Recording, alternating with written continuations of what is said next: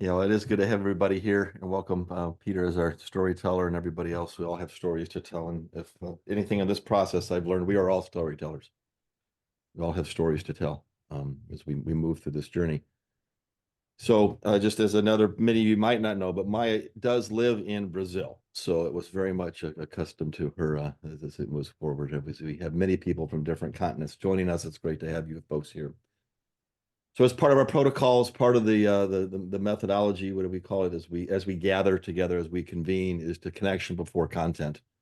We all come into these meetings having left whatever we've left behind, a previous meeting, a previous conversation with a family or friend or colleague, maybe with some quiet time on your own, wherever we have moved from where we were to where we are now.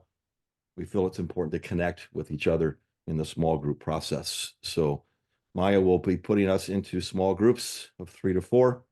And the connection question today is, why is it important for you to be part of this conversation today? Why is it important for you to be part of this conversation today? Is the connecting question. I think usually about 10 to 12 minutes, Maya, on the clock for about 3 minutes per person to share. As a reminder, when you're in your small groups, listen to understand, no advice allowed. Be present as you talk, as you listen, and share equitably the time. And have a good conversation as you will be in a room with maybe some people you know and maybe some strangers that will soon be friends. So are we ready to roll, Maya? Okay, break. I'm not sure about you guys, but our conversation got cut short. We were right in the middle of good conversation. So it's always a balance of enough time, too much time to keep people together as we move forward with the process. So I hope your small group experience was enlightening and nourishing as mine was, which was awesome. Just maybe hear from a couple people. What struck you about that conversation with strangers, friends, whoever you happen to be with? Hopefully they're all beginning to move toward being friends. So what struck you about that dialogue that you just had with your small group? You can unmute and talk. You can raise your electronic hand, whatever works for you folks. Let's hear from a few folks. I think for me, it was the word community which stuck with me, and the conversation and belonging to a community. That's an important part of the conversation, and also how it helps to know each other and then do a self-reflection, and also it's healing. That's what I spoke to Nina, and I spoke to John. I mean, I'm not able to pronounce it clearly. All right. Thanks, Mohammed. Thank you. Others?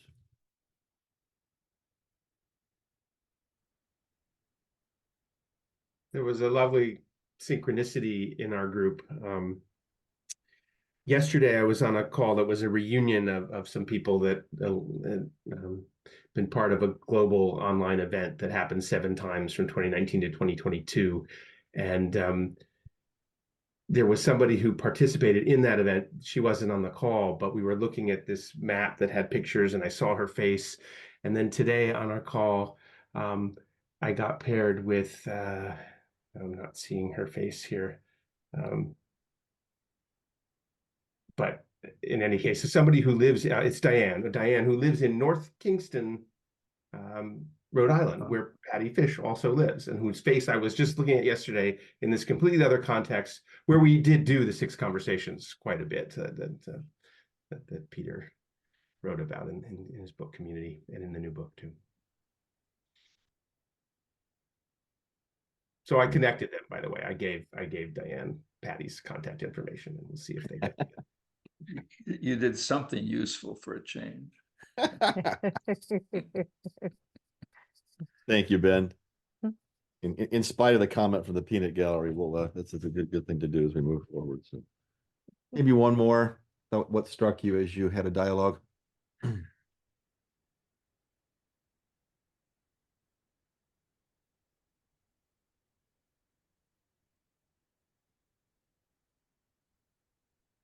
Go ahead, Bill. You're on mute, Yeah. Bill. I happened to be with Ben and Diane, and it was amazing just how quickly we could become close with people we've never met before, we don't know, but we can find a way to share and to learn from one another. So it was very, very encouraging and a great way to get going on a rainy day in Kingston, Ontario. Great. Thanks, Bill. You know, it's coming up for me, and it does many times in our small group as well. We say we are surprised on how quickly we can connect on a level in these small groups. And then my question for myself is that, you know, why are we surprised? Like, why, what is it about our interactions with others that surprises us when we can connect quickly when we maybe haven't before? So that's just kind of turning in my mind, you know, should we be surprised? Maybe when we've gotten this work further out, we won't be as surprised, but the surprises are good as well. Very good. All right, so now that hopefully we've got some connections to the small groups and the large group, kind of moving into a little bit from Peter as our storyteller today, and we'll talk with Peter a little bit, ask some questions as it gets going forward. We'll do another breakout at the end and have an interaction with Peter. So we'll just kind of have a back and forth with Maya, Peter, and I for a little bit, and then move forward to see what shows up, you know, what possibilities pop up for all of us as we go forward. So Peter, again, thank you for saying yes to the invitation. Thank you for your continued proliferation of books and words and things that keep all of us interested in what this world and what this life is. So what I want to move into a little bit, Peter, a little more specific question as far as not just, you know, why did you choose to be on this journey, but specifically, what is it about the term witnessing the common good that you talk about in your new book that is, where is it at now, and how has that shifted from where you've been to where you're going as we're this terminology of witnessing the common good, and why is that important? You know, question that's always haunted me is, what am I supposed to be doing now? And early in the years, I just wanted to make a living. My favorite song then was 16 Tons. And the opening line is 16 tons, and what do you get? Another day older and deeper in debt. St. Peter, don't you call me, because I can't go. I owe my. So that was good for the first 30 plus years of my life, was just make a living, damn it, and try not to embarrass yourself. And but then every once in a while you say, so now what? And I feel now that the future that I've been longing for is all around us, but you never know it. And so one of the focuses is, well, how do we create an alternative narrative? We'll see where the future exists in the present. So I just feel part of my, what I have to offer at this moment is kind of bearing witness to the miracles that all of you are. Each one of you is a story of some kind, living into an alternative future. And so the word witness is not to give advice, not to celebrate so much, not to just to say, can we change our mind about what's worth paying attention to? And so I'm watching, what do I pay attention to? And it's not easy. You know, I feel obligated to look at the news once in a while. But then after I read 10 words and see the headline, and I try to say, oh, this is not what I'm here for. And so I feel part of what we're doing. And so the word witness says that let's us decide what's worthy of our attention. And so that's what I try to do with the book, was I have 14 stories of people over the last years have invented the future. And you all are among those. And that way I don't have to, anyway, so that's kind of my purpose now. And, you know, I type and I talk just out of habit. And I write books, I don't know, just get things off my mind, you know. And for some reason they've done okay. But that's kind of what's calling me now, is to, and I, you know, I've connected with a lot of people over a long period of time as an introvert. You know, I always say I don't dial the phone, I just answer it. Now, I guess nobody dials anymore, but, and it's really not true. It's a story I've held about myself that's just not true. I am a connected. And so we'll do something with that, Peter. That's kind of what calls me. And I always were attracted invitations from strange and unlikely places. So somebody who is into architecture calls me, of course I'm going to talk to them. And CIA once called me and said, would you do a workshop for us? Of course I'm going to go.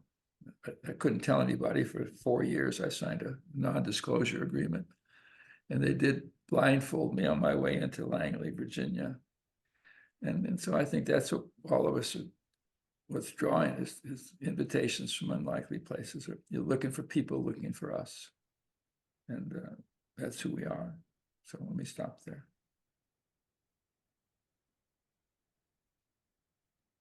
Great, Peter. Thanks. I just to reflect a little bit, Peter. I know too in the special last year and a half. I know you told us within Design Learn that you were going to be taking a sabbatical. That was what you were doing, and then since your sabbatical, you've been more prolific in writing probably than I've seen in a while. So it's in that journey of writing, Peter. What is it? You know, I'd be just as you say you need to write it to get it so you can move on and get it off your mind, kind of a thing. But what have you learned as far as your own journey as you've written and the impact some of your writings have had on people? Well, you know, the sabbatical was from doing anything useful. So I'm trying not to attend any meetings that have an outcome as its intention. So I said, you trying to get something done? Yes, I am. God bless you. I'm busy. Okay, the dog ate my homework and I got to find out where it is. But I don't know, the writing, I kind of discovered that I'm good at it. You know, it takes about 40 years to find out what you're good at for me. And so I thought, well, as long as I have the energy, my biggest fear isn't dying, it's losing interest. And I'm very capable of withdrawing and disappearing from myself and others. And so as long as I'm interested, I figure, and also most of my friends are gone. You know, it's a weird thing. I'm outliving my friends and and so I figure, well, since I'm healthy and interested and can get on with it, just don't go to meetings. And I'm also not very good at meetings. Every once in a while, I make the mistake of agreeing to do something, and then I beat myself up for 2 or 3 days. Okay, damn it. And I have a list of things I don't want to do. And so I'm still working on that.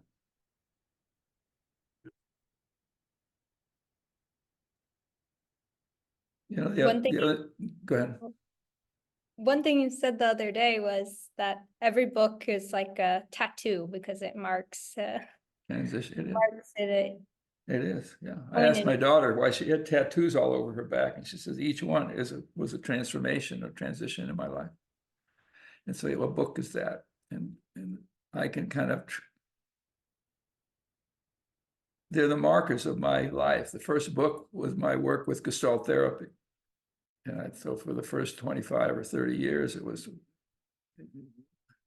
trying to get out of my head and into my body. And then I wrote a book called Flawless Consulting, using all the stuff I discovered in Gestalt therapy. The only 2 questions that matter is what do you want and how do you feel? And I spent my life analyzing the world instead of experiencing it. And a few years ago, I did a 2-day workshop and it went well. And I asked the guy, I said, this is the best one we've done. Why did it go so well? He says, Peter, can't you stop analyzing the world and just experience it? And I thought, no, it's not going to happen. And so, you know, each book, empowerment was my own, finding my own voice, and stewardship was giving up control, and dealing with the leadership question, and the markers of people that you meet. I always was drawn to people that surprised me. And so when Tim Galway, in my 30s, taught tennis without any stroke instructions, I was stunned. He wrote a book called The Inner Game of Tennis. And then I followed him for years. And he told me that the difference between teaching and learning. And so what we're trying to do, that's why I named the business Design Learning. It's not a training company, it's a learning company. And that's the work we're doing, is to try to be in rooms in this way. And it takes a while to realize that what you're doing matters. And I've kind of come to believe that these questions aren't just questions, they're a way of being together. And the fact we start by breaking into small groups, and how long does it take to fall in love? 12 minutes. And so what you are ways of accelerating community. You're not just members of community, but we have the means and the methodology. And the last book is a complaint. Why am I still calling myself a facilitator and a consultant? Why don't I call myself a leader? Why don't we make what we're doing right now an example of leadership? And it's taken me a long time to have faith to even make that sentence. And I always give long answers to questions that weren't asked.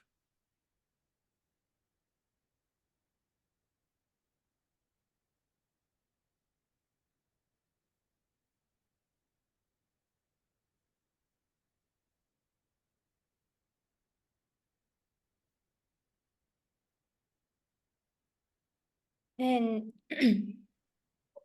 talk about surprises and people that surprise you. What, as you bring what we've been calling the common good protocols, and maybe I'm so embedded in this that it sounds like Spanish to some of you, but as you continue to connect with others and convene using certain protocols, ways of being in the world, what continues to surprise you or to make you pause? One is how powerful these protocols, and I call them protocols, using a word that expresses it's a pattern of every time we come together. We need to stop. It doesn't mean that's all we do. We do have to get things done. There are lists waiting to be made. But each time, if we just stop, and so it's just, that kind of took me a while to realize that they matter. And then they all come from different places. The possibilities conversation came from Werner Erhard. And he said he lost interest in problem solving. He said it doesn't take you anywhere. Problem solving makes tomorrow a little bit better than yesterday, but it doesn't change anything. And so he said, as soon as you declare a possibility, it enters the room with you every time you show up. And it took me a year to figure that out. And then your contribution to the problem was also from Gestalt therapy. And I learned that complaining breeds helplessness. And advice is a disguised form of criticism. And so I made a living for years asking people, after listening to their complaints, what are you doing to cause and create the very thing? And I realized that if I can answer that question, then I become an agent in the place where I reside. So that's a whole world, is to say, well, am I a creator of the world, or I'm just reacting? I've been involved in raising 6 kids, 2 of them biologically. And I can see no relationship between who they are and the kind of parenting they receive. And we all think we're a product of our history. I don't see it. And that's not my only data. But I just feel that what we're doing is confronting, and so these questions, what's your contribution to the problem, gives you the opportunity to say, well, maybe I'm creating a world that I thought I was in response to. And certain things stick with me. People always complain about their boss or the leader or the president or the corner office. And I always think, well, why are you creating the world that way? I'm not arguing that you don't have an oppressive boss, but why are you producing a boss like that? Well, the answer doesn't matter, but the question changes everything. And the gifts I got from John McKnight. And so all these questions are, they just, and you keep the ones that won't let go of you. And I've come to believe in that, have faith in the questions. And, for some, and it's embarrassing because I go to a book I wrote 15 years ago, and half the damn questions are in that book. And I think, come on, Peter, quit wasting ink and trees. It takes me a while to get them.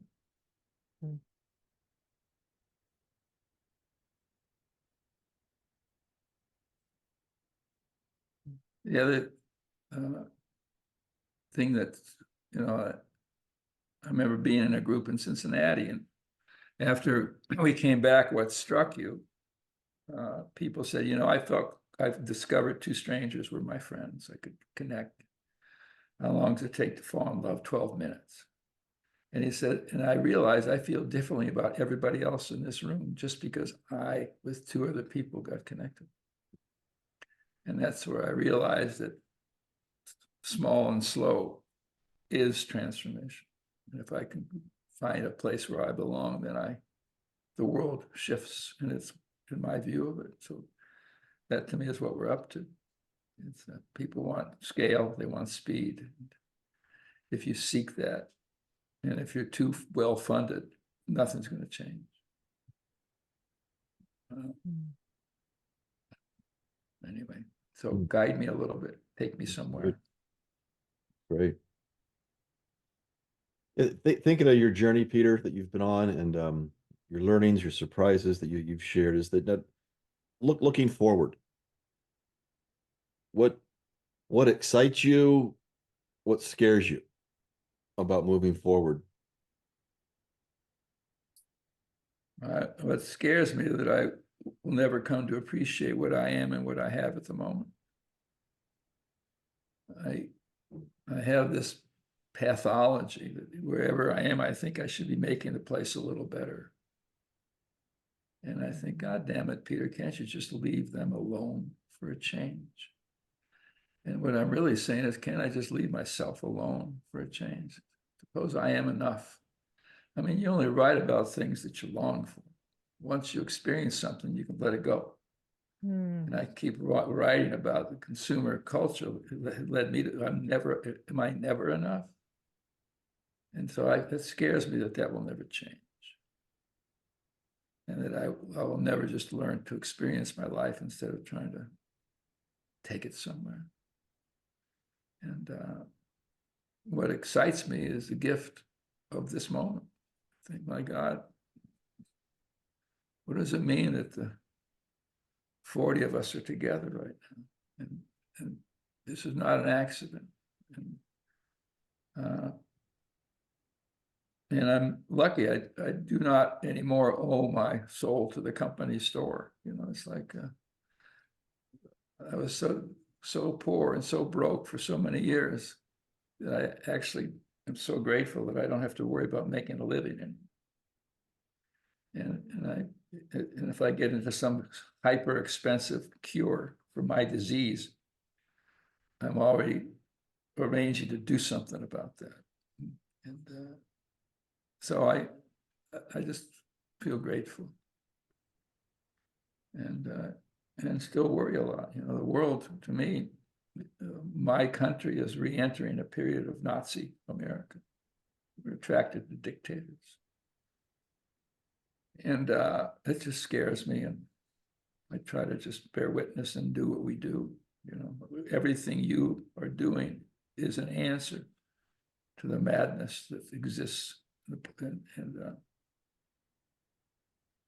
I don't know, I don't believe that we're polarized, even though I read about it every day.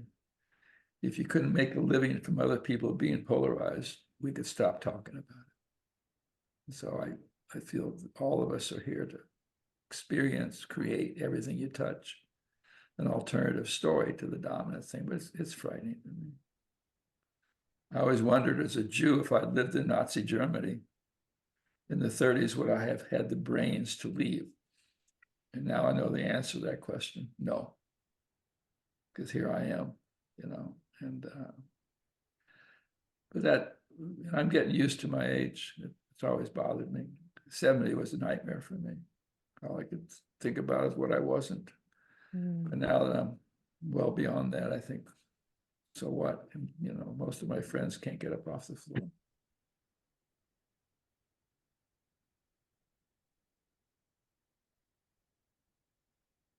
Couple of things in the chat, Peter, just kind of to pull the just terms around scale. Mm, And when we feel pressured, speed for change and all that, you know, so it's how scale, and those are, you know, scale and methodology, speed. if you will, of the dominant scale, speed, and how do we stay in the game without, you know, joining the other game, maybe? I don't know, just it's just those words popped as I looked in the chat around how does speed, scale impact what we're trying to do. One, I'm reading one, it says that it's easy for me to talk, basically saying about underfunded, but give me a break, you know, help me make a living. And you're right about that.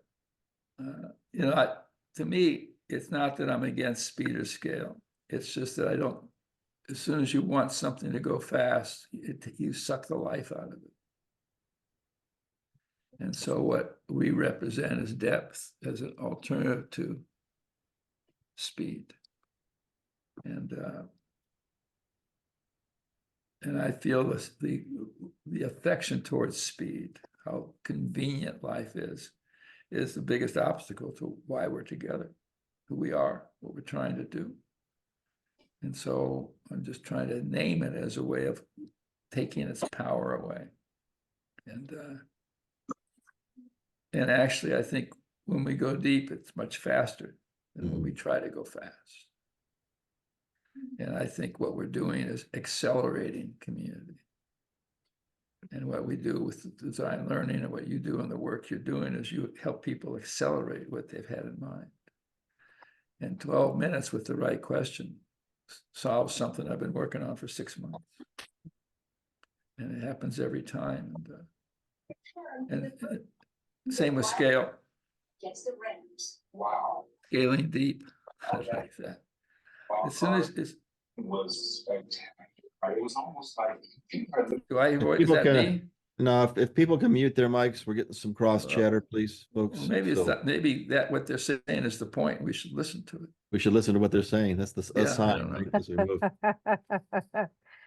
You know, scale, I care about scale, but as soon as you have that in mind, you start doing the same thing over and over again.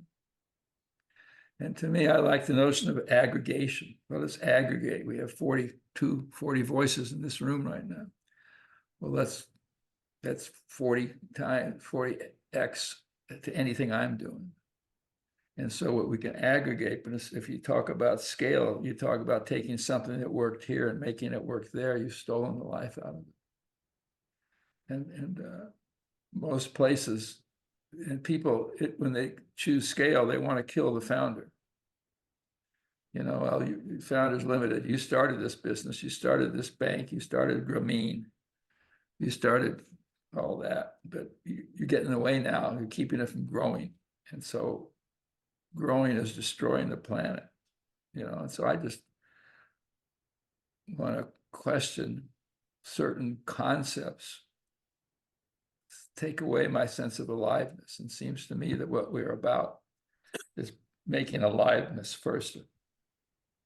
Jim Keane was a city manager of Palo Alto, and he said that most people think the reason to get connected is to get things done.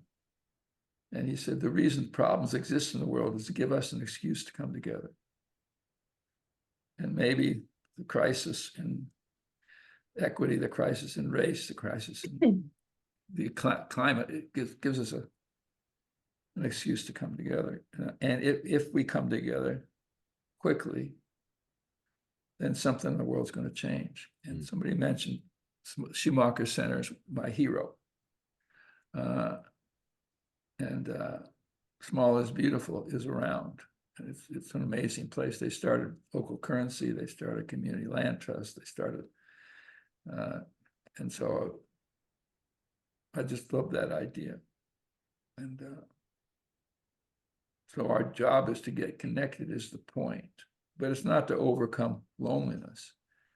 It's to make us accountable to each other and stop the individualism that's dominant. Everybody wants to grow, change from the inside out. And I'm thinking, stop that, because you'll never go out.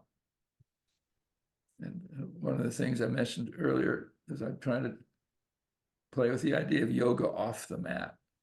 How do you take yoga off the mat?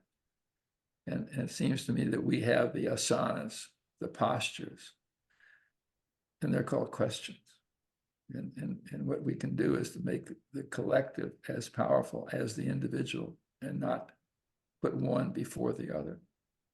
And most of my transformation came from you. It didn't come from my inner work or my meditation or my breathing. I do that, but so I think we're just over and over again trying to shift where we pay attention to what matters.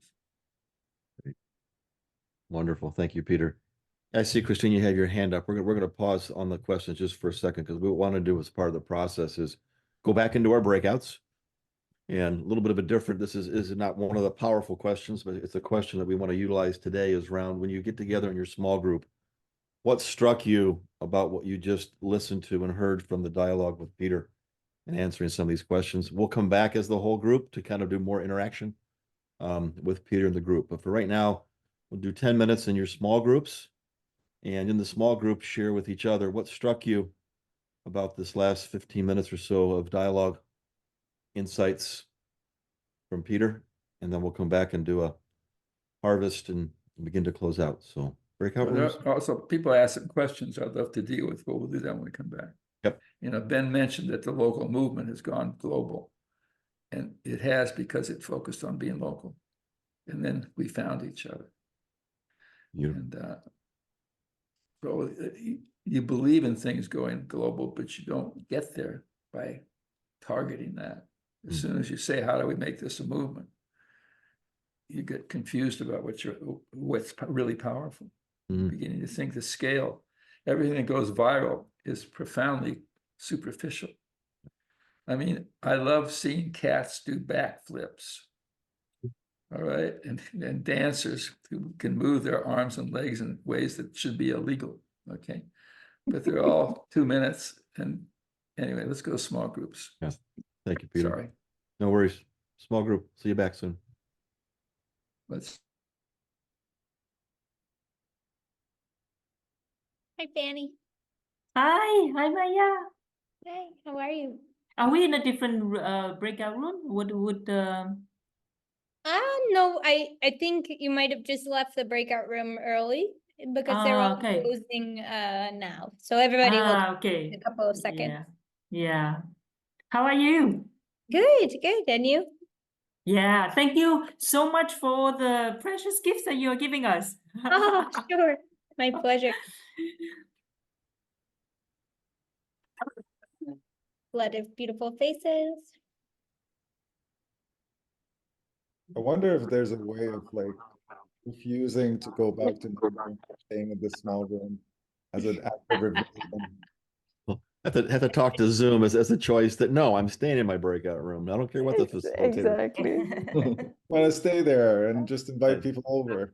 It destroys the illusion of control that the facilitators, conveners have with Zoom to bring you back. So it's I like the idea though. I like the concept. So. You did say illusion of control. It is an absolute illusion. So great. Maya, you want to harvest our last dialogue? Sure. So welcome back, everyone. So the conversation you just had was what struck you about what you heard. So now it is what struck you about your conversation in small groups. And I see that everyone's frozen. So if you can't hear me, let me know. We can hear you. I can hear you. Or just what's landing on you from our time together. We spent an hour plus. I'm always, what these things mean to us is always a compelling question. What stuck out for me right before we went into break, Peter, what you said, and it was mentioned in our group, you know, small and slow is transformational. And it's got me thinking a bunch of different things, but it's also just hearing that really kind of grounded me, you know, and had me think, it's like, why am I like, you know, what is it about this speed and scale, and why is it so important when it really just sucks the life out of what it is you're creating? And it's just it was just powerful, and what I needed to hear this morning. You know, small and slow is transformational. It's a relaxing type of thing that I've absorbed this morning, and I really appreciate it.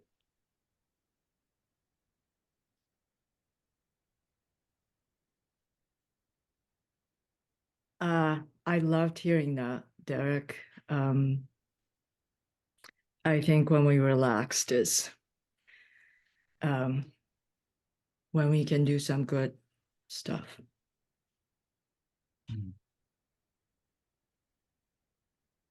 And the pressure to perform is counter to that.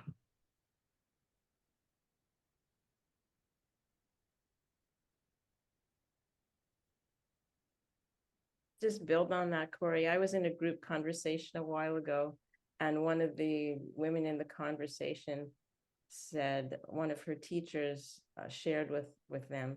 I don't remember the exact words, but it was in essence, take care of your own little universe. You don't have to focus on the whole big world, because if you can take care of your own little universe, that will go out. And I think you are impacting the world by what you create in walking distance, within reach. And the problem is it requires faith that that's so. You know.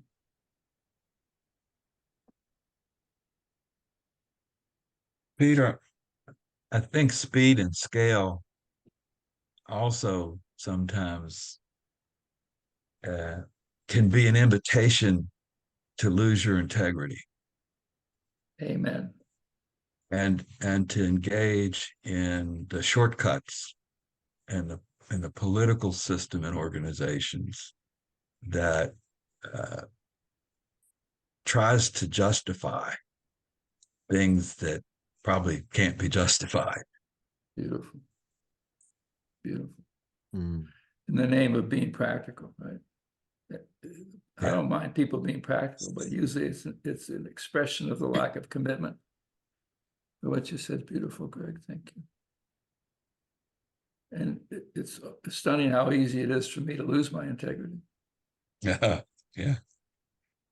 But what I'm just wondering what happens when small and slow isn't enough. I mean, when people are being killed, when people are dying, when, you know, lives are being sacrificed, the future, we don't have time in many cases for slow. But how's it going? Really bad. I think partly it's because doing this work slowly for, you know, 30, 40, 50 years, and it's not going well doing it slowly. Well, but people who want to do it quickly usually respond in kind. So when we have violence in our streets, we want more police. Not me, but not you. I know, not you, but I'm just saying the people that want to. Anyways, what you say is true, Gail. Thank you. There's so many topics that applies to, right? You could just name 10 of them like that. But yeah, it's true. Connection to me is, I don't want to say it's the solution, but it's so much more. There's so much more potential. The possibility of what comes out of that is a different outcome versus, like you said, throwing more guards at the border, throwing more police on the streets, etc. But it's so disheartening when there isn't even a willingness to convene. So for me, I guess that's where I kind of try to spend time and influence is we need to talk about this. Some settings it's going to be more productive or easier to get to coming together than others. But yeah, that's my inclination as well, is the connection is opening up the possibility more than the quick solution, the quick fix. It creates conditions where an alternative future is possible. It's not the answer, but without it, we just. Right. And, you know, part of what Gail said, I think also, she says, I've been doing it for 30 years. And look at all this. Well, part of it, we don't know what difference we've made. You know, and maybe Gail has saved people's lives by what she's been doing for 30 years, but she just doesn't see it. And it's hard to know. That's why we need each other. Peter, I liked what you said about if you find a community, even if it's a small community, one that has you. Now, I'm probably not going to get this exactly right, what you said, but what I was left with, a community where you feel safe, where you feel expressed, where what you're doing makes a difference, transforms the world beyond that community. And that makes a difference to me right now, because I so often feel like I'm not doing enough when I look out there at how things are. But that's been true for me in my life, that those small communities have had me see the whole world with possibility, you know, not just resignation or fear. So it was good for me to hear that from you, and it resonated for me that was true. Thank you. Thank you, Maggie, and Thanks, others. Gail. Also, Maggie, I think you had something to do with this, didn't you? Yes. Beautiful book. Yes. Access to Freedom. And this guy is lurking over here. Hi, Peter. Hi, Luke. Hey, Michael. Beautiful. Yes. Thank you. Thank you, Peter. Right. Thank you all. We are at time, so I know some people need to jump as we've kind of been engaged. It has flown by. So just what I'd like to do, just as we try to bring closure. Gifts is the powerful conversation that we most often forget about or put off the table. And we're not going to take the time to go back into breakout groups, but what we'd like you to do is it's as you reflect on this experience you've just had, what are you grateful for? What gift did you receive from somebody? Put it in the chat. You don't have to name the names. You're welcome to name the names if it was a specific gift. What gifts have you received today in this last hour plus? Can we hear it out loud just for 30 seconds? Too? Sure. Please, out loud during the chat, whatever you up. So love and reconnect. Thank you, man. New community. Sense of belonging. Welcoming fortification of hope. Support. Reconnect. Affirmation. Reconnect with Peter after 30 years or so of not seeing or hearing from him, and thinking about my old friend Neil Clapp. Yes. The beauty of humanity. Yeah. Thank you. Trust and acceptance. I'm not alone. I know that's a big one. And I need to be reminded of that every hour. Yes. Being known. Honoring our pain for the world. Yes.